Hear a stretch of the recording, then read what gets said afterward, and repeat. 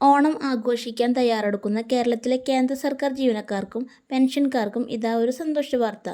ഓണച്ചെലവുകൾക്കായി കാത്തിരിക്കുന്നവർക്ക് ആശ്വാസമായി ശമ്പളവും പെൻഷനും ഇത്തവണ ഒരാഴ്ച മുമ്പേ തന്നെ ലഭിക്കും.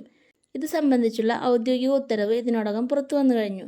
എന്തൊക്കെയാണ് ഉത്തരവിലെ പ്രധാന വിവരങ്ങളെന്ന് നോക്കാം ഓൺലൈൻ വേഡ് മലയാളത്തിലൂടെ. അതിനു മുന്നേ ചാനലൊന്ന് സബ്സ്ക്രൈബ് ചെയ്യാൻ മറക്കല്ലേ.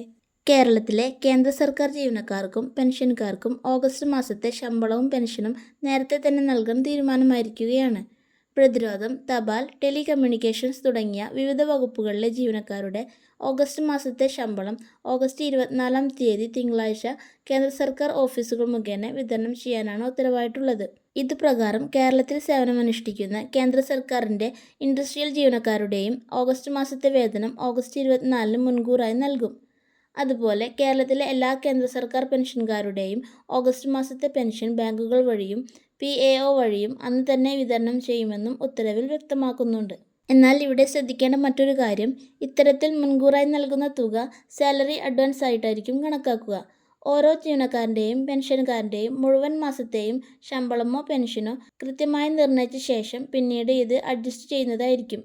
അഡ്ജസ്റ്റ്മെൻറ്റുകൾ എന്തെങ്കിലും ഉണ്ടെങ്കിൽ അത് ഓഗസ്റ്റ് മാസത്തെ ശമ്പളത്തിൽ നിന്നോ പെൻഷനിൽ നിന്നോ തന്നെ ഈടാക്കുന്നതാണെന്നും എക്സ്പെൻഡിച്ചർ ഡിപ്പാർട്ട്മെൻറ്റ് അറിയിച്ചിട്ടുണ്ട്.